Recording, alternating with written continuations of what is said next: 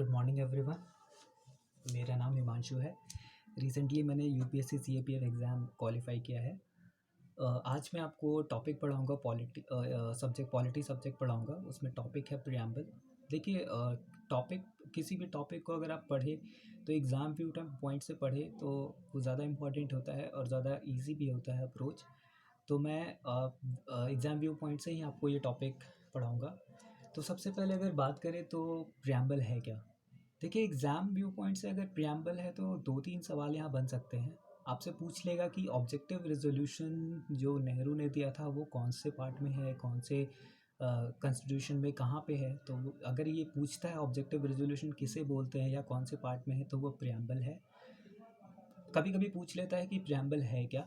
तो प्रियम्बल एक vision document है। जो भी हमारे फ्रेमर्स थे, मेकर्स थे ऑफ कॉन्स्टिट्यूशन, तो उनका दूरदर्शी था जो बताता है कॉन्स्टिट्यूशन के कैरेक्टरिस्टिक्स को, फीचर्स को। इसीलिए हम इसे प्रियम्बल को विजन डॉक्यूमेंट भी बोलते हैं।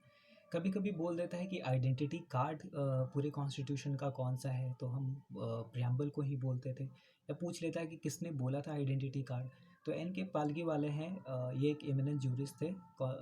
उन्होंने ही बोला था कि प्रियम्बल जो है वो कॉन्स्टिट्यूशन का आइडेंटिटी कार्ड है।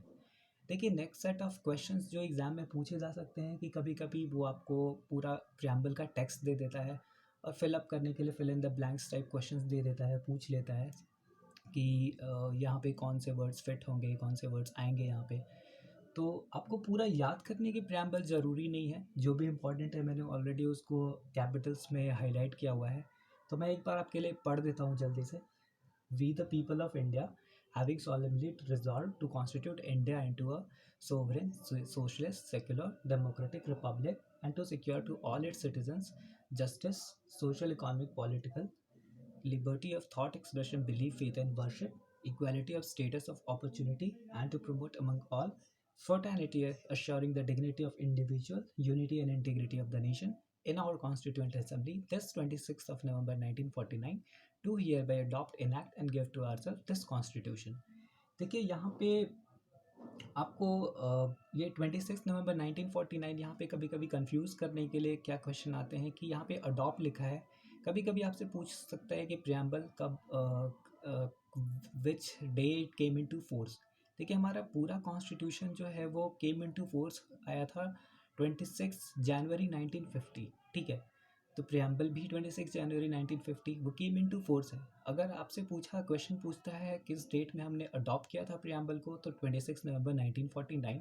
अगर आपसे पूछे कि किस डेट में हमने ये इट केम इनटू फोर्स, तो आप वहाँ पे लिखेंगे, मार्क करेंगे क्वेश्चन में 26 नवंबर 1950 को। अब नेक्स्ट सेट ऑफ क्वेश्चंस हैं। कभी कभी ये जो कीवर्ड्स हैं आपसे पूछ लेता है कि इसका मतलब क्या है। तो वन बाय वन हम उसको टैकल करेंगे। सबसे पहला वर्ड्स है सोवरेन। देखिए, सोवरेन का मतलब है कि हम एक इंडिपेंडेंट कंट्री हैं और हम किसी भी डोमिनियन को नहीं मानते हैं। डोमिनियन मतलब किसी भी दूसरे देश हमारे ऊपर डिक्टेट नहीं करते हैं। हमारा जो भी पॉलिसी है, जो भी हम निर्णय लेते हैं, डिसीज़न लेते हैं, वो हमारा खुद का होता है, इंडिपेंडेंट होता है। नेक्स्ट वर्ड की अगर हम बात करें तो सोशलिस्ट। देखिए, सोशलिस्ट जो है वो एक फॉर्म ऑफ सोसाइटी है, फॉर्म ऑफ हमने जो हमारा जो बेस्ड है वो यूरोपियन मॉडल ऑफ सोशलिज्म है। देखिए, हमारा मिक्स्ड इकोनॉमी है। मिक्स्ड इकोनॉमी यहाँ पे मतलब है कि प्राइवेट और पब्लिक सेक्टर दोनों ही एक साथ कोएग्जिस्ट करते हैं और मीन्स एंड प्रोडक्शन पे काम करते हैं। कंपेयर अगर हम यूएस मॉडल से करें तो यूएस मॉडल एक कैपिटलिस्ट मॉडल है। वहाँ पे प्राइवेट कंपनियाँ मीन्स एंड प्रोडक्शन पे कंट्रोल करती है। अगर हम बात करें कम्युनिस्ट मॉडल की, तो वहाँ पे जैसे चाइना हो गया, वहाँ पे everything is government controlled, government control sectors. तो हमने जो मॉडल फॉलो किया है वो मिक्स्ड मॉडल ऑफ सोशलिज्म है। इसका मतलब यही है, सिंपल आसान भाषा में, कि यहाँ पे प्राइवेट और पब्लिक सेक्टर दोनों एक साथ एग्जिस्ट करती हैं और मीन्स एंड प्रोडक्शन पे काम करती हैं। नेक्स्ट अगर हम बात करें तो सेक्युलर। देखिए, हमारा जो कंट्री है वो सेक्युलर है। इसका मतलब ये है कि यहाँ पे सभी रिलीजन को स्टेट जो है इक्वली सपोर्ट करता है। इसीलिए हमारा जो है वो पॉजिटिव कॉन्सेप्ट ऑफ सेक्युलरिज्म है। देखिए, अगर वेस्टर्न मॉडल की बात करें सेक्युलर की, तो वहाँ इसका मतलब यही है कि स्टेट जो है रिलीजियस मामलों में कोई इंटरफेरेंस नहीं रखेगा। ये वेस्टर्न मॉडल ऑफ सेक्युलरिज्म है। हम लोग जो फॉलो करते हैं, हम लोग सभी को सेम स्टेटस देते हैं, सभी को इक्वली सपोर्ट करते हैं, इसलिए हम पॉजिटिव कॉन्सेप्ट ऑफ सेक्युलरिज्म को फॉलो करते हैं, इसलिए हमारा कंट्री जो है वो सेक्युलर है। अगर हम आर्टिकल्स की बात करें तो 25 से लेकर के 28 तक हम आर्टिकल्स है संविधान में फंडामेंटल राइट्स, वो इलेबोरेट करता है कि हमारा देश जो है वो किस प्रकार से सेक्युलर है। जब हम फंडामेंटल राइट पढ़ेंगे तो हम उसको और डिटेल में देखेंगे। नेक्स्ट अगर हम बात करें तो डेमोक्रेटिक, देखिए हमारा जो डेमोक्रेटिक है, डेमोक्रेसी का आसान भाषा में बात करें तो for the people, by the people end of the people, ये एक फॉर्म ऑफ गवर्नमेंट है। मतलब ये एक फॉर्म ऑफ गवर्नमेंट है जो लोगों का है, लोगों के लिए और लोगों के द्वारा है। देखिए डेमोक्रेसी जो है इंडिया में वो सिर्फ पॉलिटिकल नहीं है, वो सोशल और इकोनॉमिक दोनों है। इसका क्या मतलब है? देखिए पॉलिटिकल डेमोक्रेसी का मतलब है कि यूनिवर्सल एडल्ट फ्रेंचाइजी, मतलब जो भी 18 साल से ऊपर के एज के हैं वो वोट करने के लिए एलिजिबल हैं, इसको हम बोलते हैं पॉलिटिकल डेमोक्रेसी। उसी प्रकार से जो हमारा है वो सेक्युलर डेमोक्रेसी भी है। सेक्युलर डेमोक्रेसी का क्या मतलब है? ये एक वे ऑफ लाइफ है जहाँ पे हमें आज़ादी है अपने थॉट को एक्सप्रेस करने का, liberty of thought expression, belief, faith, worship, equality है और फ्रैटर्निटी है। तो ये हमारा डेमोक्रेटिक मॉडल हो गया। फिर आता है रिपब्लिक। देखिए रिपब्लिक का आसान भाषा में अगर हम बात करें तो रिपब्लिक मतलब इलेक्टेड हेड ऑफ स्टेट होता है, जो कि हमारे प्रेसिडेंट हैं। ये कैसे डिफरेंट है? अगर हम बात करें ब्रिटिश मॉडल, तो देखिए वहाँ पे हायरार्की है मोनार्किकल फॉर्म की, वहाँ पे एक ही फैमिली है और वो हेरिडिटरी है, जो भी वहाँ पे हेड होते हैं। कंपेयर टू ब्रिटिश, हमारा जो है यहाँ पे इलेक्टेड हेड ऑफ स्टेट है, हमारे जो प्रेसिडेंट है वो इलेक्टेड होते हैं इनडायरेक्ट इलेक्शन से। ये इलेक्टोरल कॉलेज है मतलब जो भी इलेक्टेड एमएलएज, एमपीज और MLAs, elected MLAs of Delhi and Puducherry, ये मिल करके हमारे प्रेसिडेंट को इलेक्ट करते हैं। जब हम प्रेसिडेंट की बात करेंगे तो हम इसको और डिटेल में देखेंगे। रिपब्लिक का मतलब फ़िलहाल आप यही समझिए कि इलेक्टेड हेड ऑफ स्टेट है हमारा। नेक्स्ट अगर हम बात करें तो देखिए जस्टिस। जस्टिस जो है हमारा वो 3 तरीके का है यहाँ पे, सोशल, इकोनॉमिक एंड पॉलिटिकल। देखिए इसका क्या मतलब है? देखिए सोशल जस्टिस का मतलब है कि इक्वल ट्रीटमेंट सभी के लिए without any kind of discrimination on any basis, whether it is caste, colour, sex, place of birth, religion, कोई तरह का डिस्टिंक्शन नहीं है, सभी को इक्वल ट्रीटमेंट दिया जाता है यहाँ पे। फिर इकोनॉमिक जस्टिस का क्या मतलब है? इकोनॉमिक जस्टिस मतलब non discrimination on the economic ground, कोई किसी भी तरह का हम भेदभाव नहीं करते हैं, डिस्क्रिमिनेट नहीं करते हैं ऑन इकोनॉमिक बेसिस।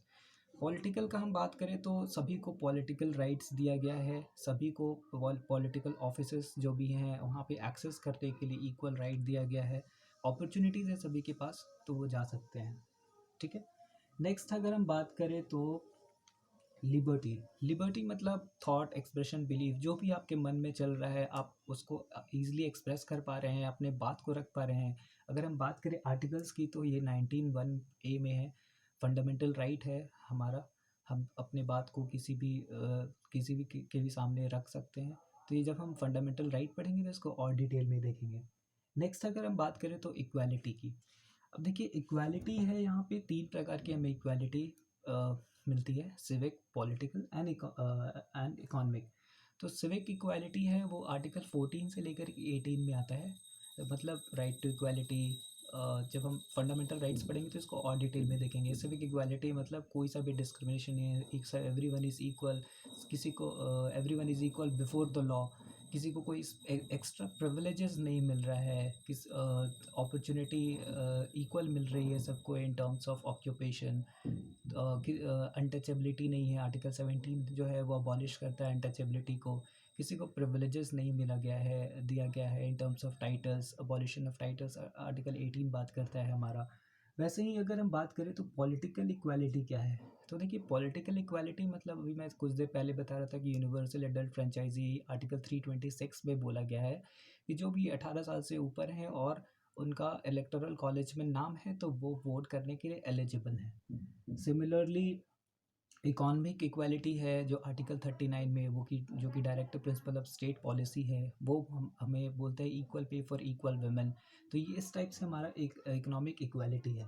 नेक्स्ट हम बात करें तो फ्रेटर्निटी। फ्रेटर्निटी आसान भाषा में हम बोले तो भाईचारे, ब्रदरहुड। ये 51 ए में भी मेंशन है फंडामेंटल ड्यूटी है, जो कि हमें बोला जाता है कि हमें एक दूसरे के प्रति भाईचारा रखना चाहिए, हार्मनी रखना चाहिए, to maintain the spirit and humanity and unity and integrity of the nation. देखिए नेक्स्ट जो सवाल बनता है इंग्रेडिएंट्स पे। तो इंग्रेडिएंट्स की अगर हम बात करें तो ये 4 इंग्रेडिएंट्स हैं यहाँ पे, सोर्स है, नेचर है, ऑब्जेक्टिव है और डेट है। एग्जाम व्यू पॉइंट से हम बात कर रहे हैं। अगर आपसे पूछा जाए कि प्रियम्बल का सोर्स क्या है, who is the source of preamble, तो वहाँ पे ऑप्शंस में जहाँ भी आप देखेंगे द पीपल ऑफ इंडिया, देखिए यहाँ पे मेंशन है we the people of India, मतलब हम ही लोगों ने अपने आप को इस कॉन्स्टिट्यूएंट असेंबली में हमने अडॉप्ट किया है, इनैक्ट किया है प्रियम्बल। तो ये जो सोर्स है हम खुद हैं। अगर आपसे बात करें, पूछे कि नेचर क्या है प्रियम्बल का, तो एसक्यूबीआर। एसक्यूबीआर का मतलब क्या है, socialist secular democratic Republican polity, जो कि हमने अभी कुछ देर पहले बहुत अच्छे से इलेबोरेट करा है। अगर ऑब्जेक्टिव की बात करें, क्या ऑब्जेक्टिव है, इसका विजन डॉक्यूमेंट का क्या मतलब है, तो अगर हम ऑब्जेक्टिव की बात करें तो जस्टिस, लिबर्टी, इक्वालिटी, फर्टर्निटी, ये हमारा ऑब्जेक्टिव है प्रियम्बल का अचीव करने का, जो कि मेकर्स ऑफ कॉन्स्टिट्यूशन ने अपना प्रस्ताव रखा था। और डेट बहुत इंपॉर्टेंट है। मैंने आपको पहले ही बोला कि एग्जामिनर्स हैं वो आपको कंफ्यूज करते हैं अडॉप्टेड डेट में और केम इनटू फोर्स डेट में, तो आप इसको भी ध्यान रखें।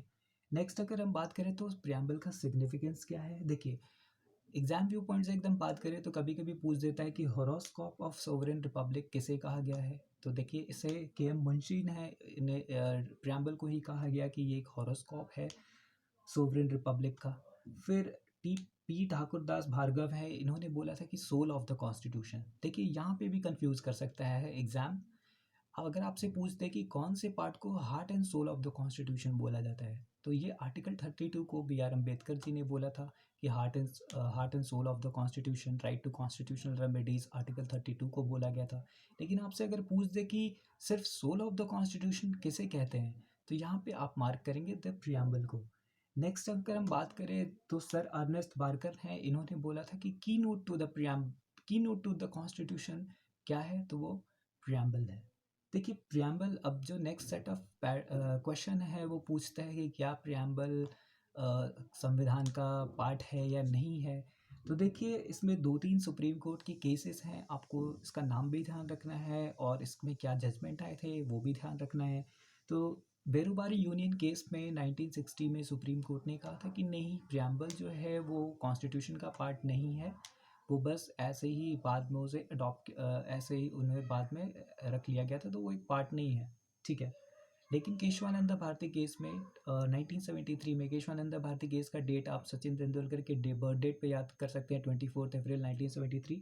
तो यहाँ पे सुप्रीम कोर्ट ने अपने प्रीवियस जजमेंट, बेरीबारी यूनियन जजमेंट को रिवर्स करते हुए कहा कि नहीं, हमारा जो प्रियम्बल है वो हमारे कॉन्स्टिट्यूशन का पार्ट ही है और आप इसको अमेंड कर सकते हैं, लेकिन इसके बेसिक स्ट्रक्चर डॉक्ट्रिन को अमेंड नहीं कर सकते हैं। क्या है बेसिक स्ट्रक्चर डॉक्ट्रिन, हम आगे बात करेंगे। LIC ऑफ इंडिया केस 1995 में फिर सुप्रीम कोर्ट ने बोला कि ये एक integral part of the constitution है। इसका क्या मतलब है, इंटीग्रल का मतलब है कि अगर प्रियम्बल अगर हटा दे तो उससे कुछ इम्पैक्ट होगा क्या। अगर हम, तो इस केस में सुप्रीम कोर्ट ने बोला कि अगर प्रियम्बल हम हटा देते हैं तो बहुत बड़ा इम्पैक्ट होगा, इसका एक मतलब थोड़ा खालीपन रहेगा कॉन्स्टिट्यूशन में, इसलिए उन्होंने बोला कि नहीं, सुप्रीम कोर्ट ने बोला कि integral part of the constitution है। लेकिन अगर सच में ऐसा है कि अगर हम प्रियम्बल को हटा दें तो उसका कैरेक्टरिस्टिक्स हट जाएगा क्या, बिल्कुल नहीं। देखिए प्रियम्बल तो एक इंट्रोडक्टरी स्टेटमेंट है, ये विजन डॉक्यूमेंट है, ये लास्ट में से अडॉप्ट किया गया था कि कोई कोई भी तरह का क्रिस क्रॉस ना हो, तो ये कैरेक्टरिस्टिक्स का चेंज नहीं होगा। तो इंटीग्रल पार्ट तो अभी नहीं है, लेकिन हाँ ये पार्ट है। तो करंट स्टेटस में क्या है कि हम बोल सकते हैं कि प्रियम्बल जो है हमारा कॉन्स्टिट्यूशन का पार्ट है, लेकिन हाँ ये कोई एक सोर्स नहीं है, पावर नहीं है, मतलब neither a source of power for legislature nor provision of power on the legislature, ये एक पहला लिमिटेशन है। और दूसरा लिमिटेशन है कि ये non justiciable in court of law है। इसका क्या मतलब है, ये बोल रहा है कि प्रियम्बल पार्ट तो है कॉन्स्टिट्यूशन का, लेकिन कोई पावर लेजिस्लेचर को नहीं दिया गया है कि ये प्रियम्बल में लिखा हुआ है इसलिए हम एक लॉ ला सकते हैं या इन्फोर्स कर सकते हैं, सिटीजन्स के ऊपर थोप सकते हैं, तो ये नहीं है। ना ही प्रियम्बल किसी तरह के उनके पावर, लेजिस्लेचर के पावर को, लॉ मेकिंग पावर को कोई प्रोहिबिट करता है उनके पावर्स को। सिमिलरली अगर कुछ वायलेशन होता है तो आप बोल नहीं सकते जा कर के कोर्ट में कि हमारा ये वायलेट हुआ है, सिंगल हैंडेडली इसकी आप इसको इन्फोर्स करिए, तो ये भी नहीं है।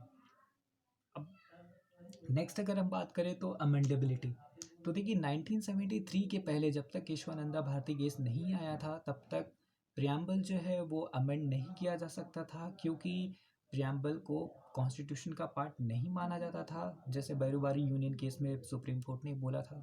लेकिन 73 में जब केशवानंद भारती केस आया, तब जब सुप्रीम कोर्ट ने जजमेंट दिया कि preamble part of the constitution है, तो जब से पार्ट ऑफ द कॉन्स्टिट्यूशन है तो हम उसको अमेंड कर सकते हैं, लेकिन गिवन बेसिक स्ट्रक्चर डॉक्ट्रिन को आप अमेंड नहीं कर सकते हैं। बेसिक स्ट्रक्चर का मतलब क्या है? बेसिक स्ट्रक्चर का मतलब वो मतलब है कि बहुत ही चुनिंदे कैरेक्टरिस्टिक हैं कॉन्स्टिट्यूशन को, जो कि आप अगर उसे हटा देते हैं या उसे अमेंड कर देते हैं, तो जो कि जिस बेसिक फंडामेंटल्स पे हमारा संविधान बेस था, वो ही उस नेस्त नाबूद हो सकता है, ख़त्म हो सकता है, खतरे में हो सकता है। इसीलिए बेसिक स्ट्रक्चर डॉक्ट्रिन है। देखिए कॉन्स्टिट्यूशन जो है हमारा, वो कहीं भी मेंशन पूरा एलैबोरेटली एक्सक्लूसिवली नहीं मेंशन किया है कि बेसिक स्ट्रक्चर डॉक्ट्रिन क्या है। तो ये कौन डिसाइड करता है कि कौन सा पार्ट क्या, कौन सा सेक्शन बेसिक स्ट्रक्चर डॉक्ट्रिन है? तो ये अलग अलग जजमेंट में सुप्रीम कोर्ट ही डिसाइड करते हैं कि कौन कौन सा पार्ट जो है वो कौन कौन सा सेक्शन जो है वो बेसिक स्ट्रक्चर डॉक्ट्रिन में लाई करता है। और हमारा संविधान एक बार अमेंड हुआ है 42nd अमेंडमेंट में, 42nd